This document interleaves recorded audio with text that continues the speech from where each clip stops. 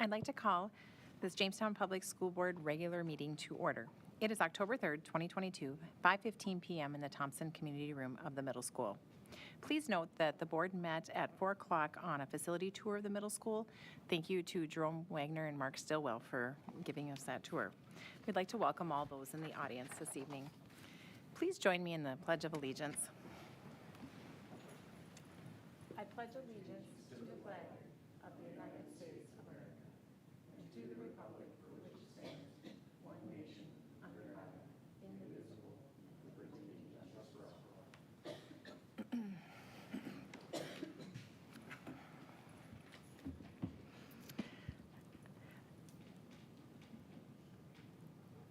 School board norms. Jason, would you read the school board norms, please? The board developed norms are to share and respect varied opinions and speak with a united voice once a decision has been reached, to prudently prioritize resources in a student-centric manner that aligns with the district's strategic plan, to exhibit a mindset of continuous improvement through adequate preparation for meetings and a commitment to board education, and to commit to assessing board effectiveness to ensure high-quality governance for the staff, students, and community of Jamestown. Thank you, Jason. Is there any public communication? No public communication. Are there any conflicts of interest the board would like to declare? Are there any conflicts of interest? Are there any conflicts of interest? Moving on to the consent agenda. Is there anything the board would like to remove from the consent agenda? Please note at any time we can pull an item off the consent agenda. Jason? I just had one question on E1, and it's just clarification or a reminder. Is that just for information only? I'm just wondering, we don't have my own knowledge. We don't have pre-K, and so could you just explain that a little? Yeah, that's a good question. A few years ago, the Department of Public Instruction encouraged districts to, in the past, with a kindergarten student, anything below kindergarten we didn't approve. Open enrollments, they were, some schools had pre-K programs and others didn't. Probably 4 or 5 years ago, the department asked us to start approving those. The open enrollment process starts and ends in Medina. We have a requirement to approve. It's statutorily allowed. So we just provide it for awareness. Okay. So technically speaking, we don't need to include it, but we do just for awareness. Okay. But we don't need to approve it. Any other clarifications on the consent agenda or anything removed from the consent agenda? Is there a motion to approve the consent agenda? No. Motion by Gail. Is there a second? Second. Second by Jason. Any discussion? All those in favor say aye. Aye. Opposed, same sign. Motion carried. Moving on to our regular meeting. We have some recognition tonight, and I always enjoy recognizing our faculty and staff. Gail, will you read those being recognized? And and when your name is called, just please come up and we'll have an item for you.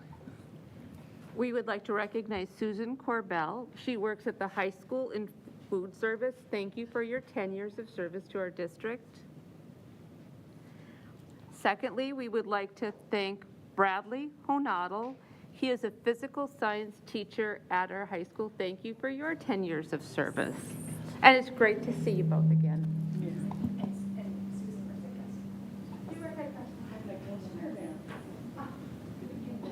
Aren't they lucky? I'm all over the place. Thank you for all.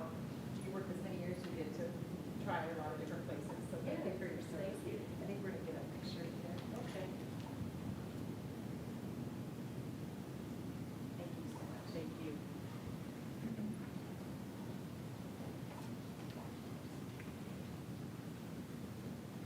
Thank you. Great science work.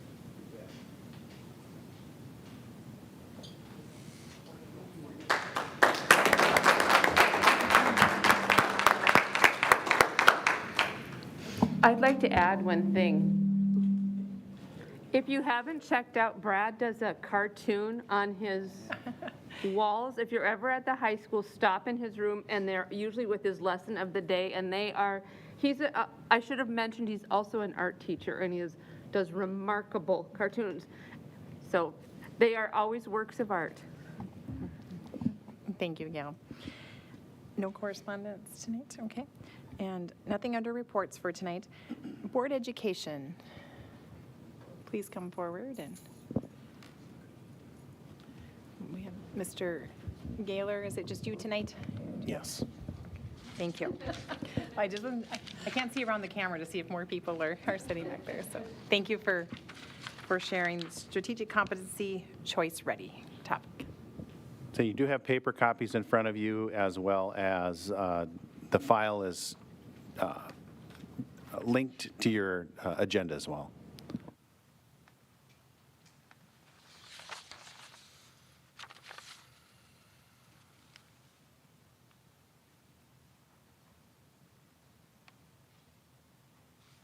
All right. Now everything is up and rolling. Thank you, Dr. Leck, and to our board for, what's that? Yep. Do I need to speak up a little bit? Okay. Thank you, Dr. Leck, and our board for all of your support of Choice Ready, even if you maybe didn't connect that it is supportive of Choice Ready. A lot of the things that we've been doing the last few years have been very intentional, and we're seeing some great results with that. And so this will be a little bit of board education on the Choice Ready framework, as well as just sharing some of those results with you all. So Choice Ready is a component in our overall school accountability measure. And Choice Ready is one of those components. There are several others. We'll talk about those. But the whole idea is that accountability is based on growth. And we want to see continued growth from year to year. And we're proud to show that growth to you guys tonight and talk about what we've grown in and how we've done that. So our student growth model is part of the federal Every Student Succeeds Act, easy for me to say. And under ESSA, schools had an opportunity, or departments of instruction, public instruction had an opportunity to incorporate different growth strategies to show a more holistic portrayal of the student experience. So in North Dakota, that looks different from elementary to middle school to the high school level. So for us, Choice Ready is 21%, a pretty significant portion of our accountability model. Graduation rate is also in there for high school. Student achievement in a lot of different areas, that's math and English, as well as EL, learner proficiency. We take every year we take a climate and engagement survey that's also a big portion of our accountability dashboard, and we'll talk about that in a little bit as well. So Choice Ready itself is the first one that I would reference for you starts with a blue piece at the top. So blue is kind of like if you're playing Monopoly, you have to pass go. You have to get the blue criteria, or what they call essential skills, to be even considered for any of the Choice Ready components in the bottom. So under this, these are things that we've set up a lot of things intentionally to make sure that our students at an increasing rate are qualifying for Choice Ready. So we have our 9-week career education course or individual counseling. We have financial literacy, that's a graduation requirement in Jamestown through personal finance. And then all students take the North Dakota Civics test for graduation. Then in addition to those essential criteria, students can choose from or qualify in 4 or more different areas. 25 hours of community service, and over the last few years we've been able to incorporate that into the student experience with our community service day in the spring.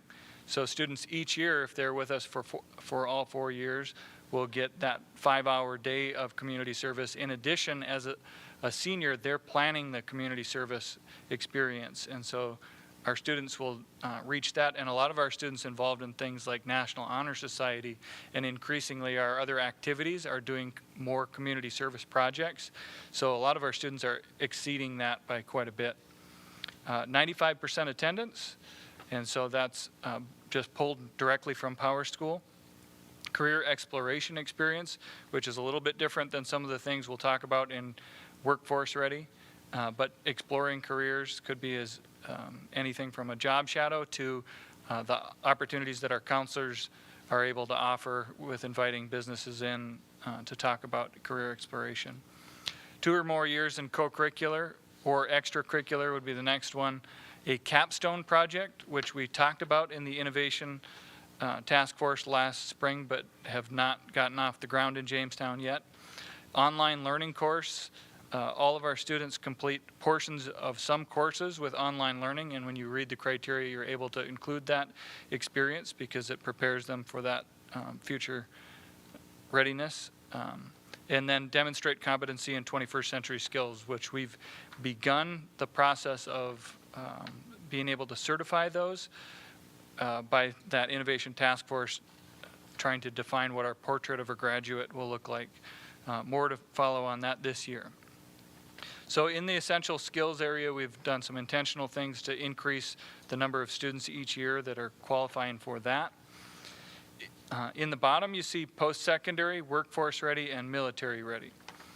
And the idea with Choice Ready is that you get, you need to qualify in 2 of the 3 to be considered Choice Ready.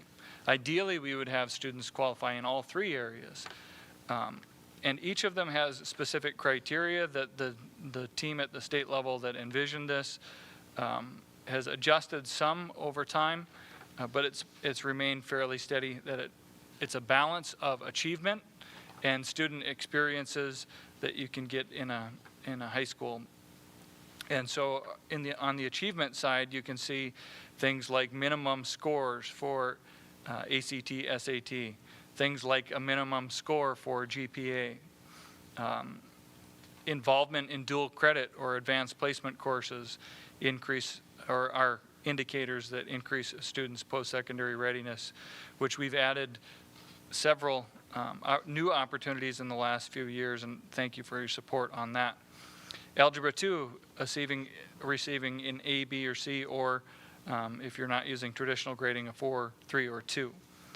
Advanced placement exam, so just being involved in an advanced placement course and getting an A, B, or C counts, but also increasing another indicator could be getting a 3 or higher on that.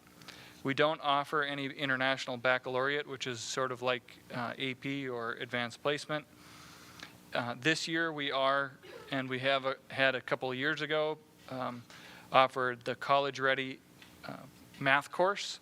And so we do have some students that are enrolled in that, and we're supporting that through our Blue Jay Academy. But what that is if a student's ACT doesn't meet the minimum requirements for university entrance, it's an adaptive course that helps prepare them for that, and it ensures that they're post-secondary ready, and it also guarantees university admissions. So that is, acceptance of that portion of it anyway. So, Mr. Gaylor, I have a question with that. With that course then, if a student were to take that, would that eliminate the remediation at higher education? Yep. So they, not only do they, if you have a 17 or lower, typically universities want to see that overall ACT higher. Not only does it take you past that, but if their score is high enough, they can CLEP out of any remedial courses in English or math. So we're excited to be able to support that again this year. We have seen, and I know Mr. Heinert was here not too long ago to talk to you, a huge increase in enrollment in our CTE courses, and that's really increased, you'll see in a second, our results for Workforce Ready. So students who complete 3 CTE courses and earn the appropriate grade, and then also students who are engaged in work-based or workplace learning, as per that definition, it must meet the 40 hours. So we have, that could be a whole nother board education piece on work-based learning at some point in the future. We have lots of experiences that are either simulated work-based experiences, like building a cabin in Bob Thorson's construction class, or running a childcare in Teresa Olson's childcare class. Those are simulated work experiences that meet those criteria. And then we also have an increasing number of students who are out on job sites and helping in the community, and also gaining a lot of valuable experience and learning for themselves. So you can see the workforce ready criteria in there. There's also an achievement piece in workforce ready. That achievement piece is what's called the work keys, which is a different assessment that is also rooted in math and English achievement, but more applied, so to speak, than the ACT. Then in the military ready, this is the simplest of all the criteria, but an area that we continue to show some opportunity for growth in. And that has to do with students getting an ASVAB score. So even previous to me, Jamestown High School has been testing in ASVAB for sophomores. It's a great predictor, and it allows a great transition to the ACT, to having a high stakes test then. And we were testing for a long time in the 10th grade level.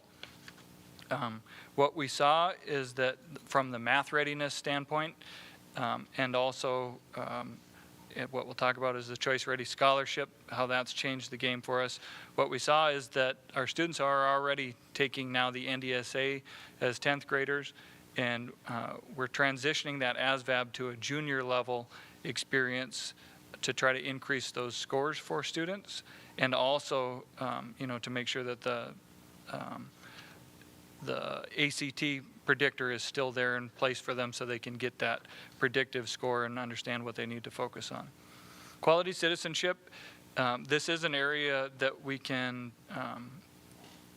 explore down the road. Some schools have done developed policies for restitution to remove suspensions from a student's record.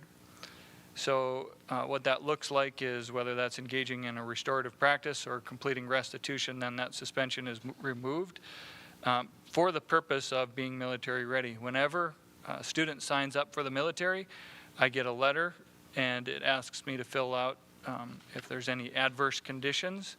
And so that's where, as a school, we list that those suspensions, if applicable, to the military recruiters, so that they're aware of those things.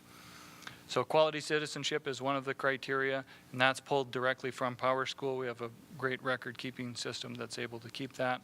And then physical fitness as measured by involvement and grades in PE courses. So a student needs to pass GO, meet essential criteria, and then meet 2 of the 3 criteria. So I can skip a bunch of slides. And shift your attention momentarily to the handout with the yellow at the top. This is the new North Dakota Scholarship, and this was passed in the last legislative session. And this scholarship includes the elements of Choice Ready, but then some enhanced scores. So in the post-secondary ready, you can see the ACT composite of 24. Versus the ACT sub-scores that are listed in the Choice Ready. So if you're comparing the two, it's the 2 on the left side, the post-secondary. In the military ready, the ASVAB score of 85 as compared to military ready score of 31. And this is a change from what we've done in the past with our state scholarships, but they grandfathered it in. And so for the classes of 2022, 2023, and 2024, they have the option to use any of the scholarships for which they qualify. For those beyond 2024, so class of 2025, they will only have the North Dakota Scholarship. So it incentivizes students to meet Choice Ready criteria, and it also raises the bar, so to speak, We did an analysis of our own students' ASVAB scores using their 10th grade ASVAB scores, and we had only a handful of students that would have met that military ready criteria of an 85 or greater. So it is a concern for us, and that's part of the reason for shifting that assessment. And I know that there's been some discussion at DPI, is that the right mark or not? So that's kind of the difference in the workforce category for the scholarship. You can see they don't need 3 credits of CTE, they need 4 credits in the same plan of study. So much more intentional. We're going to focus on an area, and then an ACT of 24 or a 5 or higher on all 3 work keys tests. So again, a little bit of a raise in the expectations there. I mentioned earlier that this is part of our school accountability system. If you really want to, nerd out on school accountability like I do, then there's a ton of information on North Dakota Insights. It's something that we refer to often and we use in our site-based leadership team when we're analyzing our progress as a school. There are some metrics that are more valuable for us than others, and we continue to just find new things as they compare year to year. They compare school funding to ACT scores. You can find a lot of neat things in there that can show us kind of where we're standing across as a state. This interactive dashboard is available on the DPI website. It's also insights.nd.gov, and you can compare schools to schools and that sort of thing as well. So it's a really great website, and we're proud of a lot of our scores that are on there, and these are all things that we're trying to improve on, things that you guys have supported over time. So in our Choice Ready data, you can see from 2021 to 2022 an increase. It's really difficult to see. In 2021, 50 to 54% was the estimate for Choice Ready. And they have to do some data cleanup where there are kids that aren't part of your 4-year cohort and that kind of thing. So it's a little bit preliminary. And then up to 90 to 94% last year. So in the total points of 138 that we could have earned last year, we earned 138. And that's because we've gotten up to that 90% threshold, and our growth was 38% over the year previous in terms of the number of students that qualified for Choice Ready. And so that's again, has a lot to do with our students, our staff, and their hard work, and some of the strategies that we've used as a school to increase the number of students qualifying for Choice Ready. The one that remains the same in there, so you can see we increased military ready as well as essential skills by quite a bit. We also increased the workforce ready slightly, but our post-secondary ready remained about the same, and so that's an area of focus for us. So we have a new group of seniors this year. These are the student achievement results in English and math, also on North Dakota Insights. And I bring this up to cite the strategies that we're using to increase that post-secondary ready piece and how it's working. So the bottom bar on here is our school. And this is a reflection of our system and the intentionality of our system. It's a reflection of your investment in professional learning communities for our teachers. It's a reflection of your investment in instructional coaching in our schools. Our proficiency in ELA and math in comparison to the state averages, 75 to 79% proficient with last year's sophomore group compared to the state average of 44%. 45 to 49% proficient in math compared to the state average of 39%. So I kind of interjected this in between these slides so that you can make a connection in some of our Choice Ready growth. In 2021, this is the overall school accountability breakdown. So this includes graduation, Choice Ready, student achievement, EL achievement, high school completion, is another metric in there, student engagement. You can see the room for improvement category at JHS pretty wide open there. So we had about 50% room for improvement. And then this was the 21-22 data. And Choice Ready makes up, that the colors remain the same. Choice Ready grew again by 38%, and we hit our goal with that.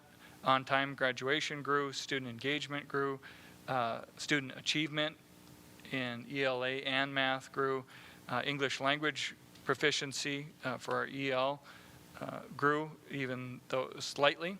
And it wasn't in the previous graph, because if you have too small of a number, the state doesn't publish that data. They include that in your Choice Ready points, is what I understand they do. And so you can see still some room for improvement. By the numbers, if you dig into those accountability indicators, our biggest room for growth would be in student engagement, as well as English learner proficiency, and then math achievement next, followed by reading achievement. So still some areas for growth, and now that we've hit that 90% mark in Choice Ready, we need to make sure that we stay above that metric for our school accountability piece, and then also to, obviously, to benefit our students. So how are you guys involved, and how can you continue to be involved? Anytime that we're adding a new extracurricular, co-curricular opportunity that connects with a whole host of students that are now able to meet that essential criteria. Anytime that we support new courses that are intentionally designed to help our students qualify at an increasing rate, and, by the way, be more prepared for their future. We're not just focused on these metrics. We want them to have achievement and preparedness. Supporting our activities in the community, connecting with the community, the business community, letting us know about work-based learning experiences, community service opportunities, curricular connections with the community, and then supporting any of our advancements in instructional coaching and curricular work. All of those things help us get increasingly better at adding students that are meeting those Choice Ready criteria and being more prepared for their future. So I hope that wasn't more than you asked for, but yeah, questions about Choice Ready framework? Any questions for Mr. Gaylor? Gail? I just have one. Do you know what the criteria was for putting the ASVAB score at 85? Was there, were they looking at like, that just, So to me, seems really unrealistic too. I don't know what the criteria was. I know that the ASVAB score, if you're going into military entrance, means that you qualify for different MOSs or missions and job descriptions, basically. And there were some military personnel involved in forming this North Dakota scholarship. I know that Jamestown is not the only district that, when we saw that, we were kind of aware, but once we got into the data and realizing that that eliminates a lot of students, I don't know that that's exactly the right metric, and I know that there's some legislators talking about, is that the right metric or not. I'm assuming they have a pot of money at the state level that for state scholarships, and they didn't want to exceed that pot of money, and so they had to set the mark somewhere. The good news is that they grandfathered that in, and so students can still qualify for the next 2 years under the old pathway, and we've got some time maybe to legislatively look at that and address, is it hitting the mark with, promoting what we want for our students in North Dakota. Jason? The student engagement piece, how is that measured for So this? There's a student engagement survey that DPI sends out each year. The first year it was in November, and then the last few years it's been January, February timeframe. So it's roughly the same time of year, and it's about a 10 to 15-minute survey that students take. I don't know honestly who developed that survey, but it's essentially the same survey year to year. And there's a breakdown in cognitive engagement, behavioral engagement, and emotional engagement. And all schools, you can look at high schools across the state for a variety of reasons. Elementaries tend to score higher on student engagement, middle schools a little bit lower, and then high schools a little bit lower. So lots of work to do there. Some of it, I think there are things that we're working on. There are things that you guys are doing, like supporting the additional counseling, which we hope to fill again in the future, that can help with some of those emotional and behavioral engagement pieces too. Dan was first. Dan, go ahead. I can see this is an area that would be really fun to nerd out on, so I'll Yeah, try it's to. fun. But Yeah, you can I did have find a a lot of question a things. couple of slides back. Sure. We had there you go, points possible. So it looks like, it's based on how much we've approved each year. That's kind of what our score is based off of. Yep. Is that correct? Okay. That points possible, is that fixed, or does that move around from year to year at all? Since the start, some of the point totals have shifted. And what I understood when I watched the webinar this year was that if like with EL, if the number is too small for, let's say that we only have 6 EL students, if that number is too small for them to publish that data, they add your points if you earn them into another category.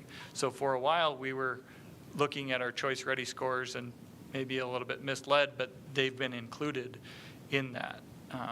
Otherwise, I think year to year, they tend to stay the same because they're allocated as a percentage, just like that first slide that I showed, that Choice Ready is 21% of your accountability and the state achievement is 25%. And Okay, so total score kind of Yep. is fairly stable, but the allocation might be a little they bit different. allocate differently based on, Yeah, that N is 10, and they say 10 because they don't want it to be identifiable to any potential student. Yep. Aaron? This is probably more of a question to Dr. Leck here, but do you see this as a good fit, this framework for incorporation into a strategic plan element? It could be. I think we would want to have conversations with Mr. Gaylor and to see how, how comfortable we feel with this metric in general before we would place it as a goal in a strategic plan. But I think it's a good measure as long as it's not, just like any measure, as long as it's not our only measure. I think it can certainly tie well to some kind of outcome-based strategy or initiative or strategic plan goal. Any other questions for Mr. Gaylor? Thank you so much, Mr. Gaylor, for your time tonight. And Yes. and Thank you. nice to see some of the progress we've been making, so thank you. Moving on to our superintendent's report, Dr. Leck. Thank you. You have my written report. Just to highlight a few areas, on October 10th, we know that the board approved a few months ago, or a number of months ago, an additional professional development day for our teachers to focus on, well, for our staff to focus on standards-based learning. You heard a presentation from a couple of our teachers that wanted to pursue some additional time. One of the really great ideas that came from this came from Teresa Olson and Hannah Lloyd, two teachers at the JVCTC and the high school, that wanted to make sure that there wasn't a barrier for our teachers for childcare. And so they were actually providing some real world experience through running a one-day as-needed childcare program for staff members that are working on that day. And I think it's a great use for our students. Our students are coming in and working during that time. It's a nice benefit for our staff who has a need for that one day of kind of an outlier kind of we don't have school, and what am I going to do with my kids? So they wanted to eliminate that barrier. I think they deserve a lot of credit, organized everything. Really what we did was proofread some ads and send it out via our listserv. They've really done all the work and deserve the credit for a really good idea. So we're going to try a pilot on that. I just wanted to make the board aware that I think it's a great idea, and I'm very appreciative of the work that's gone into eliminating this barrier. You've had facility projects. I won't touch on that anymore. We've heard a lot about that, but I'm certainly willing to answer questions if we have any. One thing we probably do need to draw to your attention, we'll have a amended AIA agreement coming in the near future, and that just relates to delays in supply. It's not a contractor issue. It's the electrical gear isn't going to get here until January 1st, and substantial completion was planned for November 1st. And so they have to address those agreements. Again, not because the work they're doing isn't getting done on time, it's the supply isn't there. And so that'll be something that's coming in the near future. I just talked with Jordan at Consolidated Construction about that. But really situations that are outside the typical situation. And I'm just going to pause to see if there's questions about that. Okay. When Mr. Gaylor talked about nerding out over Choice Ready, I nerd out over school funding formulas and different state level funding resources. And as I was looking at, I was doing an analysis after our budget hearing and we were talking about what the state actually commits. And so I started doing an analysis at the state level. I started doing analysis at individual levels because I wanted to see if there were trends. I would look at schools that are on the reservation, off the reservation, schools that are transition minimum, transition maximum schools, geographic areas. And I started looking at the state and breaking down where do we fit in as a school in Jamestown and where do similar schools fit in. Are we different than a school like Jamestown somewhere else, like Devil's Lake? Are we different from them or are we similar to them? How does the impact of escalating taxable value, what's that impact and what does that look like in the grand scope of things or in lieu of schools that are out in the West? And as that started to grow, I started to think, we need to have a greater conversation about a couple different topics. That, for one, what does that impact? What is the state actually providing, and what have they done historically over the last decade? That led me then to looking a little deeper at the Common Schools Trust Fund, and I wanted to talk just and educate the board a little bit more on what the Common Schools Trust Fund is. So just a little bit of a history lesson. The Enabling Act, when North Dakota became a state, part of the Enabling Act required that two sections had to be provided per township devoted to public education. That was required to become a state, and it yielded in North Dakota about 3.2 million acres of land, a significant portion of land. And as we talked about prior, that also includes then mineral rights are separate than property rights in North Dakota, and so there's a few different triggers there that are occurring that all feed into the Common Schools Trust Fund. Right now, the Common Schools Trust Fund is about $6 billion. It's a significant pot of dollars. Sometimes it's viewed as, these are money, this is money that the state is hoarding or that the state could be utilizing and should be utilizing to do all manner of different things. I've heard bills throughout my time as a superintendent, we should use school construction should come from the Common Schools Trust Fund, or that should be used to do whatever. And the Common Schools Trust Fund is used. It's used every biennium. And it's used to fund a portion of the school district's per pupil amount. So that 10,237, a portion of that based on an earnings, a growth calculation is used. And so a portion of that every year, and it is escalating significantly. I believe that when I was, and don't quote me on this number, but I think when I was first a superintendent, it feels like it wasn't a very long time ago. I think it was a lot longer than I think it is. But it was about $200. $200 of our per pupil was based on these earnings, on this growth. I'm estimating, we don't have the numbers yet, but I'm estimating that growth is going to be about 2,000 in the next biennium. So, 20% of our per pupil guarantee is really constitutionally required from the Common Schools Trust Fund.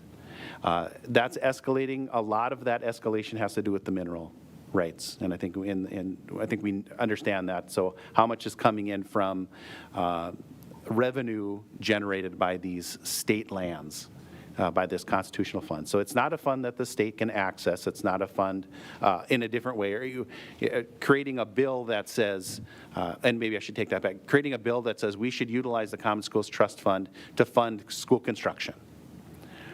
That would then mean the state has to replace that $2,000 that they are using to fund 20% of the per pupil guarantee. And when I say per pupil guarantee, foundation aid payment, however, I use those synonymously. So if I wrote per pupil guarantee, you're saying, well, what is that foundation aid amount, the student payment, what they provide per student? So I did do a little analysis about the growth. Even in 13-14, that accounted for $643 of the per pupil payment. And at that time, it was only $88.10. If you remember from our budget hearing, I was talking about how the general fund or the state's contribution actually decreases. Well, this is a pretty significant reason why the state general fund contribution has actually decreased over time, is because so much of that increase is just, it's the Common Schools Trust Fund growth. It's been about, it'll be about $1,300 that it's increased, but our per pupil is pretty close to that amount too. And then we've already talked about deductions and how those adjustments increase over time. And so that's where I'm saying that the state's actually in the general fund is actually decreasing based on how much the Common Schools Trust Fund. That's the biggest fund that impacts. One of the funds that I haven't dug into a whole lot yet is the Foundation Aid Stabilization Fund. If you remember a few years ago when the governor made across-the-board cuts at state government level, those are called allotments. And so if you hear that term allotment, and that has to be consistent. If the governor says a 2% allotment, that's an allotment to every department. You can't pick and choose and say an allotment of 2% for the insurance office, 3% for OMB, it's 2% and everybody gets it. The Foundation Aid Stabilization Fund was a fund that was created in the 80s, and it was constitutional. It came through an initiated measure. And what the Foundation Aid Stabilization Fund provides is if an allotment is made, so if the governor determines there's an allotment to be made, it's 3%. Schools are held harmless. That 3% is covered by the Foundation Aid Stabilization Fund. So one of the things that happened since the creation of the Foundation Aid Stabilization Fund, we haven't had an allotment, or we only had one. Since that in that 30 years of time, 30 plus years of time, we'd only had one. And so what the legislature requested and school leaders and school boards supported, at least for the most part, was that the Foundation Aid Stabilization Fund, because it was getting significant in size, and it wasn't being utilized. And so what the legislators asked is, can we use a certain portion of that, at least what was anything beyond what was needed to provide an allotment? Could that be used to funnel back through, similar to Common Schools Trust Fund, to fund that per pupil payment? And so a part of that is moved from, similar to the earnings, and that is another source that decreases the general fund contribution to our per pupil guarantee of that $10,237. But I haven't dug into how much that is. I'm curious to dig into that, but I haven't had a chance to do it yet. But like I said, about $2,000 is what I estimate, and I think that's fairly conservative of what that's going to end up being. So 20% of that per pupil guarantee is actually funded through a constitutional fund that we really don't want to access. And the reason is because that just means that we're going to have to replace that $2,000 amount because it's right now being utilized. Hopefully that makes sense. I'm going to pause just for questions on Common Schools Trust Fund. Diane? Did you have, you look like you had a question. Did you have a I question? hope my question makes sense. If we utilize Common Trust school funds for, say, construction, it's a $6 billion fund, why would it have to replace the per pupil amount? Why couldn't it be added to it? Because the Legislative. earnings are used, there's a model so that the revenue that it generates is already being used. And it's already being used to fund part of the per pupil payment. And so if you use it for another purpose, then you have to replace what you're using it for. It's already being utilized, I guess is the point I'm trying to make. And I don't believe that many people understand that it's already being utilized. Because it's growing so fast, it just appears to be this fund that's just sitting out and has no purpose. And it actually has a pretty significant purpose. If it continues to grow like this, even in 2013, that provided about 7% of the per pupil payment. Now it's going to be about 20. If that fund continues, that's a greater portion that could be able to fund education, which I think as a state means that's good. That's less commitment the state has to make. I still get concerned when we replace, though, general fund dollars when there are still needs in education is one concern. Other questions with Common Schools Trust Fund? So just to recap, $6 billion. It already is utilized to fund part of our per pupil guarantee. It is growing exponentially, pretty significantly.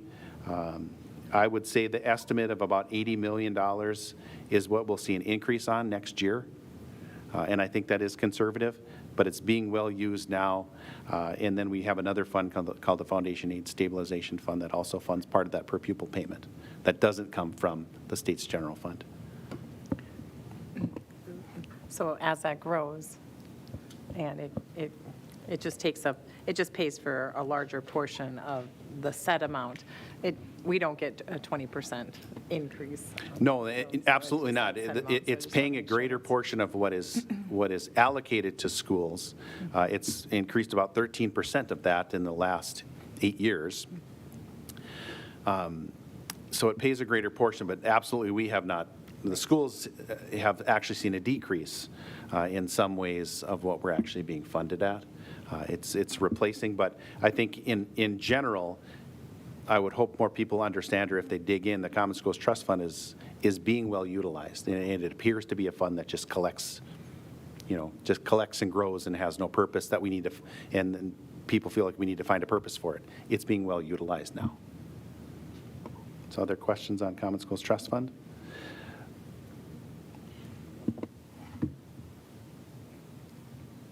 Oh, Dan, go ahead. This might be more detailed than you want to go into, but I guess what is the formula for drawing it down? How do the outflows get allocated? So I had to look that up because it's based on a 3-year growth. It's not just like earnings. I believe it's earnings over a 3 or a 5-year period of time, and then it's averaged out over a biennium. It's more complicated than, it's smoothed. Yep, they use a smoothing model, but I'm not sure if it's 3 or 5 years. But so it's consistent biennium to biennium. They make essentially they pull an allotment every biennium, and then they have it between the 2 years. Is that by statute or is it by? It is I believe it's by statute how those earnings are determined. Any other questions? Thank you for the information.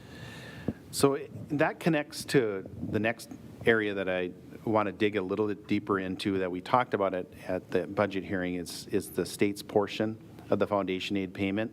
And I wanted to see how that, essentially how this started is I wanted to see how did that compare? How do we compare, like I said earlier, but also what have we actually been receiving from the state and how is that compared? And I went back to 2013-14 and I did our school district, and I think I did 20 others, as well as the state. So the state average, if you look between 2015 and 16, the state has actually increased. It's something like, the state average is $106. That's what's actually been increased in the per pupil. Now, the per pupil itself has increased from 8810 to 10237, but what schools have actually received, and I won't go into great depth about this before because I've spoken about it before, but that's the local contribution, the 60 mills that are adjusted from us, and then the in lieu contribution that's deducted from us. That, if you deduct those per weighted student unit, you get to determine what you're actually receiving from the state. And that doesn't include the Common Schools Trust Fund or the Foundation Aid Stabilization Fund, but just to make it simple, those two, if you subtract those two areas, then you get what the state actually provides. And if you do that at a state level, the per pupil has actually only increased $106 since 2015, 2016. So not obviously a significant portion has increased. Now, I will say that 106 is pretty significantly skewed by what's called transition minimum schools. There's been some legislation, I won't get into that some schools are receiving a little bit more than that because of how the formula works. They're seeing a minimum payment, like in addition to. And so that's skewed that as that legislation has changed, and they're getting less of that transition minimum. So that skews that pretty low. If you look at a school like North Border, which is Pembina, Walhalla, they're seeing a pretty significant decrease. They're going backwards. Theirs is negative. If you look at McKinsey County, because of their valuation growth, they're negative pretty significantly. We're in that pretty typical spot of somewhere between 175 and 350. I have it noted in here, but I think ours is $211 is what we actually have seen our increase. Now, that's quite a bit less than the almost $900 that the per pupil has actually increased. But again, we've talked about this before. We don't get the per pupil guarantee. That's inclusive of state and local revenue. But what we're seeing over that period of time from 15, 16 to now is really only an increase of $211. So that is not a lot that we've actually seen an increase of. We've seen a pretty hefty increase in our deduction for the 60 mil contribution, our local contribution. We've seen a little, dips, a little increase and a little dip in the in lieu, but that's not a significant portion of what's deducted from us anyway. If we were out west, that would matter a lot more. If we were seeing a pretty high coal conversion, coal severance deduction, or oil and gas tax, that would be a lot higher. But for us, that's fairly minimal. But it is something I think as school board members and as community, we want to be aware there's more to it than just that 10,237. And I think the number that we need to be focusing on is what the state actually provides us in school, not the 10,237, but what as a state average that actually is. That matters much more. In the conversations I've had with legislators, they understand that. And it just comes down to not understanding how the formula works. And not a lot of people do. I think as a board, you've heard a lot more about it than I think a lot of people do. So I apologize for that. But it is important information that school leaders should be aware of. When our legislators make changes, because all of these are interconnected, a simple change, or what seems like it's a simple change, has other ramifications when you don't understand how the formula works. I gave you an example that I think it's an interesting one, and that comes down to tuition. Tuition is part of the in lieu, and I said we don't get a lot in lieu, but the example that I gave you is driver's ed. We ask for our parents to pay a portion of their driver's ed fee, or a portion of our costs for driver's ed. In school accounting, that's considered tuition. Tuition's deducted at 75%. So when we charge our families $200 for their portion of the driver's ed fee, that goes in and it's categorized as tuition. So that out of that $200, we realize $50 of that. $150 of that goes back in a deduction to the state. So that change happened. Now, I won't get into the details of it, but there was a time in which deducting tuition made sense. It was around impact aid. When they removed impact aid, they kept the tuition at 75%. Well, that doesn't make any sense because there's no inequity in tuition. any longer. There was when impact aid was included, but there isn't now. But that simple change was made, and now we kind of have this bad practice in place where $200, we take $200 and then we send $150. It doesn't work exactly that way, but essentially $150 of that fee that people go to support us in driver's ed, we have to give it back to the state.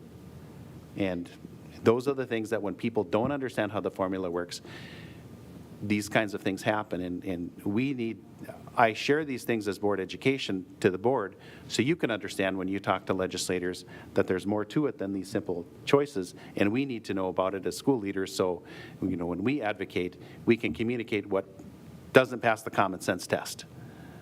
And make sure that people understand that there is a lot of interconnection between these types of policies, and we need to be educated on what they mean when we're making these kinds of policy changes. So I'm going to pause for questions. I kind of threw a lot at you. Any questions? I saw the glassy eyes, so I apologize. Continue. Okay. Just moving on in my report, one of the policies that you'll see is DKEA. Sally and I have talked about this for a few years, and we're just decided there's more that we need to do. Sally, from a human resources standpoint, has said, there's more that we need to do in terms of collecting feedback from staff that is no longer employed. Why did you choose to leave? What could we do better? What do we do well? And so the policy that is included here is policy DKEA, and then there's an exhibit for a first reading as well. But that's the requirement for us to collect and analyze exit interview data. We would use that to provide feedback to our building principals once a year, and then once a year we provide a report to the board on what we saw, big picture. We aren't going to get granular down into, how many instances one thing was rated or other things. We're talking a bigger picture, but we think it's an important thing to do, and we recommend that approval as well. So with that, I would stand for other questions. Any questions from the board? Okay. All right. Anything else you want to add? Okay. Moving on. Nothing under old business, F. G, under new business, nothing under activities, buildings and grounds, curriculum, assessment, instruction. Number 4, finance. A, approval of final 2022 to 2023 budget and subsequent executive summary for information. Is there a motion to approve? Motion by Gail. Is there a second? Second by Aaron. Any discussion? Sally? I would like to go through the budgets, if you guys don't. I know it's nerd number 3, but, I think it's important that you guys,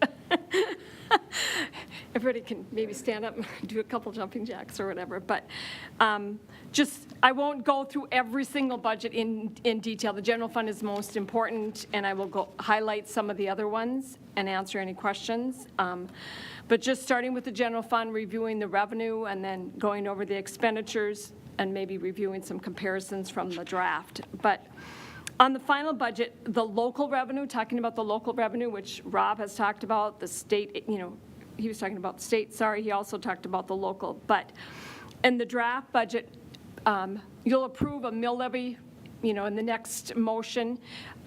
When I was projecting in the draft budget, typically the last few years I've done a 3%. Now draft on the Stutsman County website, they're projecting a 6% increase.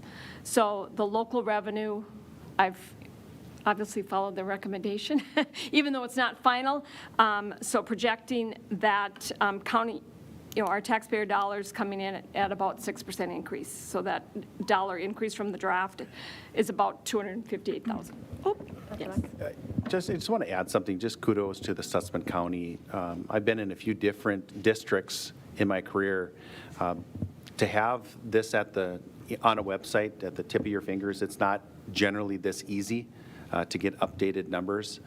Just a lot of credit to them. I think they do a great job in making sure that we have accurate numbers updated on a regular basis. Sometimes this is like pulling teeth to get this information, and I think they do a great job. Just wanted to give them credit.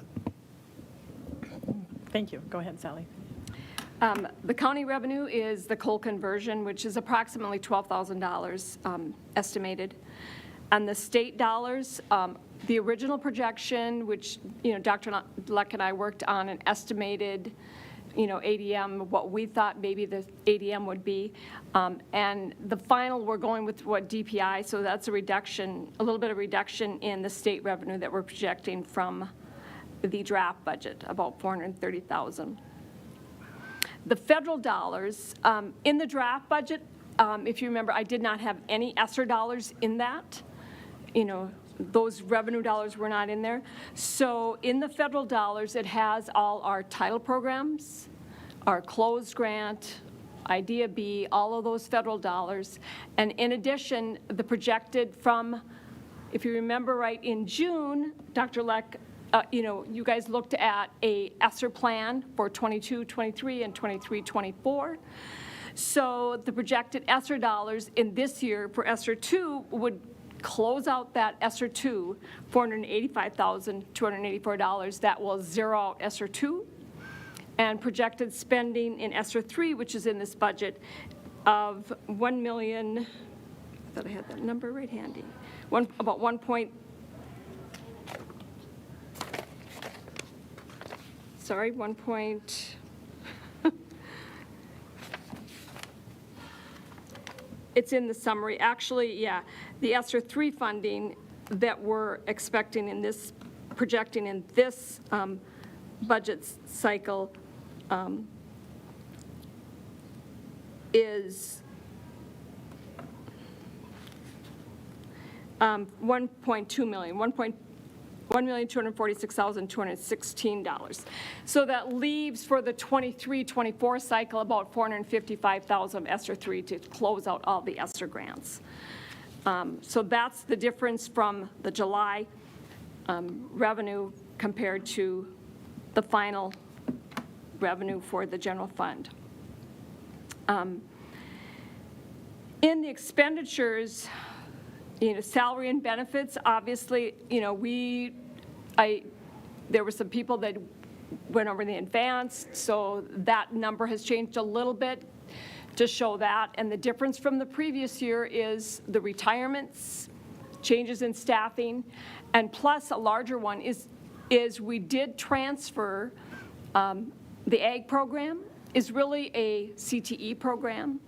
So we handed that off to Adam Gaylor to manage. So you'll see a change in the James Valley Career Technology Center budget, and those expenditures are in that budget. So that's kind of the explanation of the difference in salary and benefits. The rest of the expenditures are, highlighted in the summary. The 300 are your contracted services. The largest one is we contract services with James River for those staff. That's kind of the largest expenditure in that area. Legal services. And then the other expenditures are obviously the maintenance in the 400 categories and the travel in the 500 categories. 600 increasing natural gas, and all of those utility costs have gone up, which is, that's the name of the game right now. Things have increased. The 700 from what we projected, we are adding to the budget more technology equipment and some maintenance equipment that is old that needs to be replaced, scrubbers and that type of thing. That's why the increase from the draft budget for in the 700 line item. We also added to the budget, which I highlighted in the summary. We have kind of put on hold several years back, and I should know the year, we had a committee for furniture. So the elementaries, we are complete with the elementaries. They all have their furniture. And we have put on hold the middle school and the high school. And so we are budgeting $50,000 in the high school and $50,000 in the middle school so that we can complete those furniture, we started probably 8-10 years ago. It's been a while. So we need to keep moving forward with that.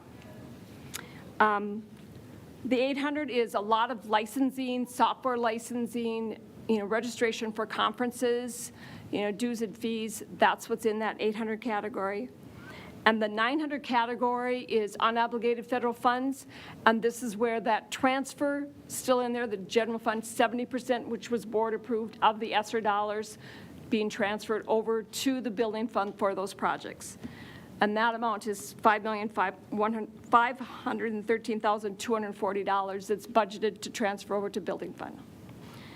So, you know, with the ESSER funds received that we already have received to date, it's kind of funky, you know, looking. I mean, it's like, you see a negative $4 million deficit. It's really not that. You can see that we have a surplus of $815,000 due to ESSER funding flowing through and collecting this ESSER dollars. Okay?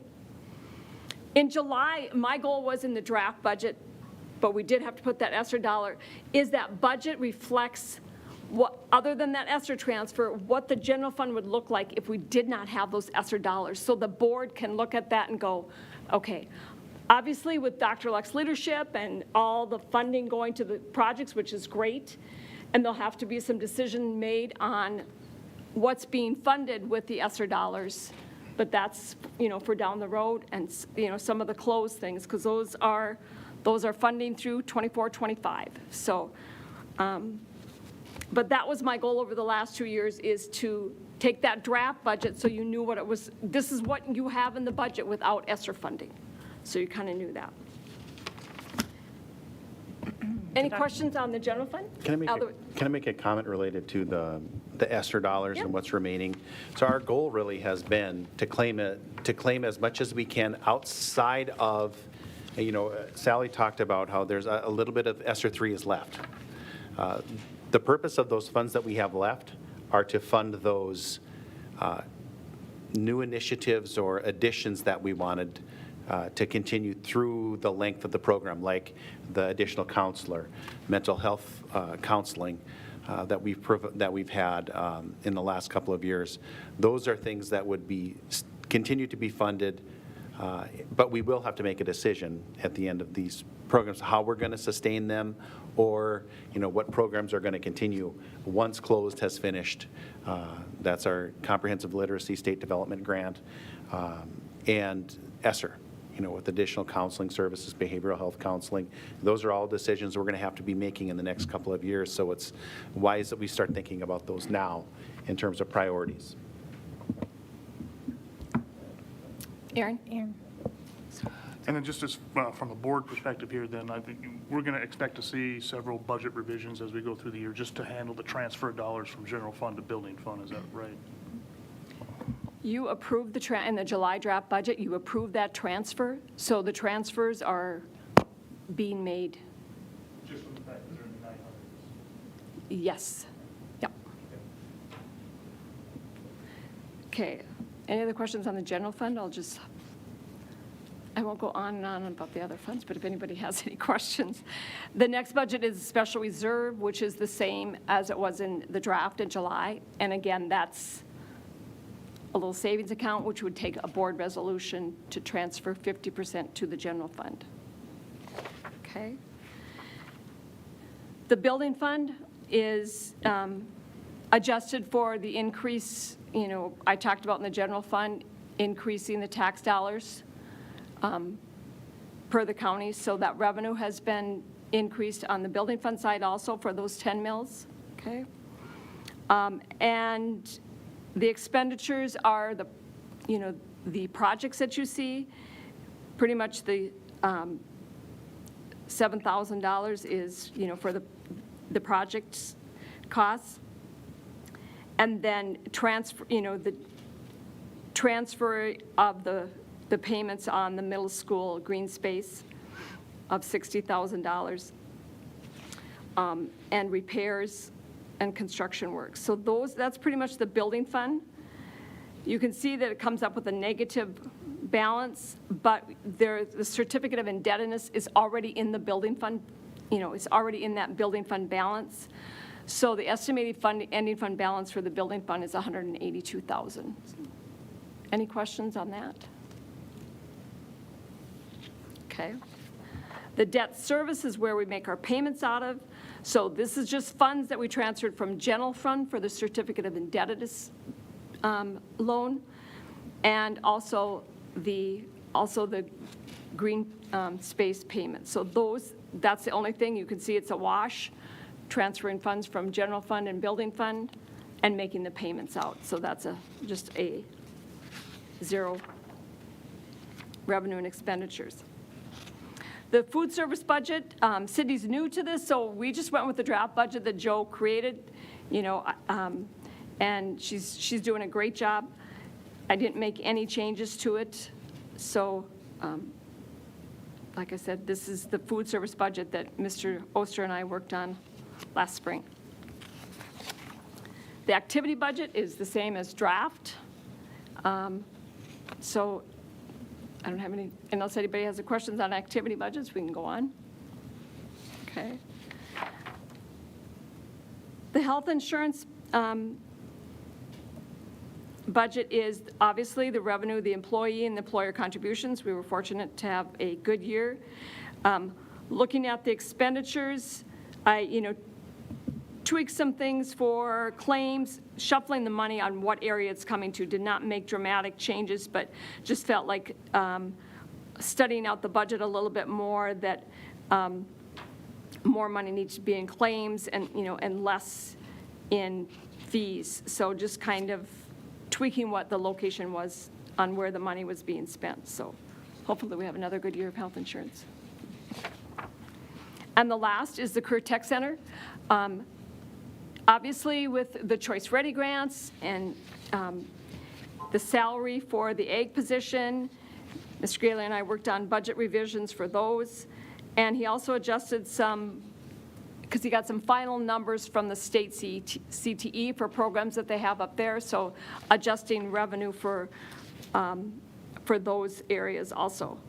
And a Skills USA was added back into the budgets because they're fortunate enough to have somebody doing that job. So that's all I have, unless somebody has some more questions. Thank you, Sally. Are there any questions for Sally on the budget and the budget categories? Thank you for walking us through that again. Okay, we have a motion and a second for, it's number 4 under Finance, A, approval of final 2022 to 2023 budget and the attached executive summary for information. Is there any more discussion? There being no more discussion, should we do a roll call for this, do you think? We'll probably do a roll call for this since it's our full budget. Sally, are you go ahead and do that? Melissa Gleason? Yes. Diane Hansen? Yes. Heidi Larson? Yes. Jason Rohrer? Yes. Gail Nelson? Yes. Dan Tweeten? Yes. Aaron Roberts? Yes. Motion passes 7-0. Motion approved.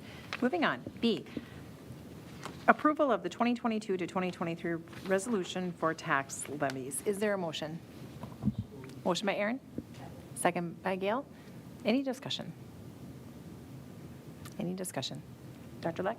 If I can just make a comment on this, I referenced this at our budget hearing, but in Levy 5, the special assessments, we anticipate that'll be 3 mills this year. We do anticipate that being down at 2 mills likely next year, so there would be a savings there. There's likely to be legislation, you might have heard about it as well, that would eliminate, or that would decrease levy authority for schools and see that deduction in our state formula. But that would decrease then another 30 mills potentially out of the general levy. So just to make you aware that that could see a 31 mill swing in the next year, but just more for awareness than anything. Go ahead, Sally. Just as a reminder, as I do these mill levies, and by October 10th, I have to have this report to the county. What the county and I have worked out, what I do in order to get the value of the mill, is I project 70 mills, or building fund 10 mills, time that evaluation.